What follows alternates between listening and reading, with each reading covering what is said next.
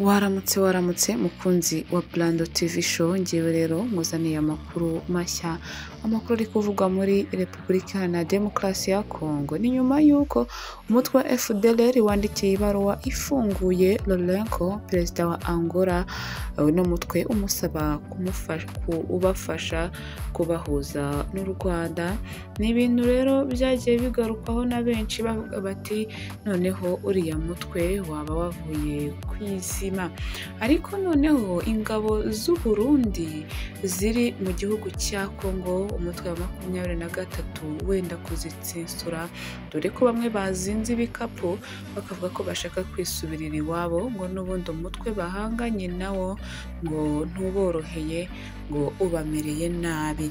Reka nkubwire ngo niba utarakora subscribe, iki nicyo gihe kugira ngo ubikore. Niba warabikoze kandi reba neza ko wakanze ku nzogera kugira ngo amakuru yacu ujye uyabonera igihe.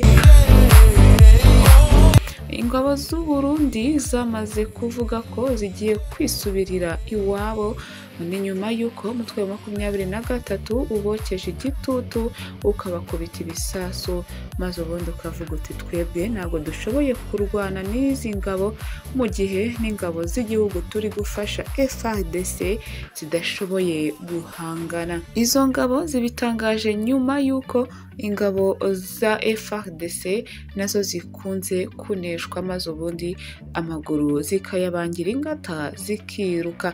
Tukiri aho ngaho mu gihugu cy'u Burundi, nuko nyine perezida wa kiriya gihugu nawe arimo gushinja u Rwanda ngo iterabwoba. N'amakuru se yo wageze uyumva, ariko bose nta gihamya bafite. Reka twivugire yuko ku wa mbere tariki ya 9 Ukuboza, perezida w'u Rwanda Paul Kagame yahuye na mugenzi we Abdelmadjid Tebboune wa Algeria, baganira uko barushaho gushimangira umubano w'ibihugu byombi. Ibiganiro by'abakuru b'ibihugu bombi byabereye Nouakchott muri Mauritania, aho bitabiriye inama nyafurika yiga ku burezi no gushakira imirimo urubyiruko. Ni inama itangira kuri uyu wa kabiri, n'ejo rero ikaba yarateguwe n'umuryango wa Afurika yunze ubumwe ku bufatanye n'ishami ry'umuryango w'abibumbye ryita ku bana UNICEF. Perezidansi y'u Rwanda ibinyujije ku rubuga rwayo rwa X yavuze ko perezida Paul Kagame na mugenzi we wa Algeria baganiriye ku gukomeza gushimangira ubufatanye mu nzego z'ingenzi zirimo uburezi, igisirikare n'umutekano, ndetse no mu mahirwe y'ubufatanye bushya mu buhinzi ndetse n'ibikorwa remezo. U Rwanda na Algeria bisanganwa umubano mwiza watangiye mu mwaka w'1978 ndetse no muri 2014 nibwo Algeria yafunguye ambasade yayo mu Rwanda kugira ngo barusheho kunoza umubano. Muri Kanama 2023 mu mpapuro perezida Kagame yakiriye zemerera abadiplomate bashya 12 guhagararira ibihugu byabo mu Rwanda, harimo na ambasaderi wa Algeria mu Rwanda Mohamed Mela ufite icyicaro i Kigali. Mu bijyanye n'igisirikare, umubano w'ibihugu byombi nawo umaze igihe utera imbere umunsi ku munsi. Muri Gashyantare uyu mwaka, umugaba mukuru w'ingabo za Algeria General Saidi Chanegliha yagiriye uruzinduko rw'akazi mu Rwanda, rwasize agiranye ibiganiro n'abarimo mugenzi we w'u Rwanda General Mubaraka Muganga ndetse na Minisitiri w'Ingabo Juvenal Mahzamunda. N'uruzinduko rwakurikiye urw'ubuyobozi bw'igisirikare cy'u Rwanda bwagiriye muri kiriya gihugu cya Algeria muri Nzeri 2022, nyine nibwo igisirikare cy'u Rwanda nacyo cyari cyagiriye uruzinduko.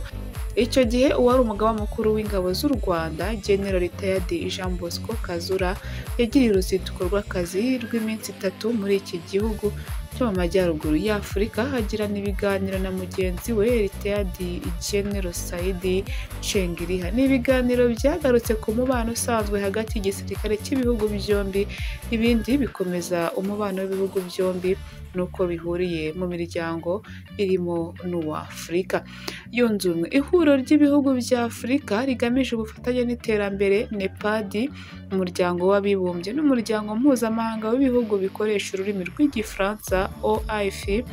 Algeria kandi iri mu bihugu bya mbere byashyize umukono ku masezerano ashyiraho isoko rusange rya Afurika AfCFTA yasinyiwe i Kigali muri Werurwe 2018. Umubano kandi wahamye birushijeho binyuze mu ngendo z'abayobozi ku mpande zombi zirimo urw'akazi Perezida w'u Rwanda Paul Kagame yagiriye muri Algeria muri Mata 2015 n'uruzinduko rwabanjirijwe n'urw'uwari Minisitiri w'Ububanyi n'Amahanga Mushikiwabo Louise wasuye iki gihugu muri 2014. Muri 2016 ubwo habaga inama mpuzamahanga ya gatanu yitiriwe Kigali 5 Earth Kigali International Conference Declaration KSD yabereye Algiers. Madamu Jeannette Kagame yahawe igihembo cyo kuba indashyikirwa mu kurwanya ihohoterwa rishingiye ku gitsina no guteza imbere umugore n'umukobwa kubera ibikorwa by'Imbuto Foundation. Mu bijyanye n'uburezi, abanyeshuri bava mu Rwanda bajya kwiga muri Algeria ndetse nko mu mwaka w'amashuri wa 2016-17 Algeria yahaye buruse abanyeshuri 25 b'u Rwanda.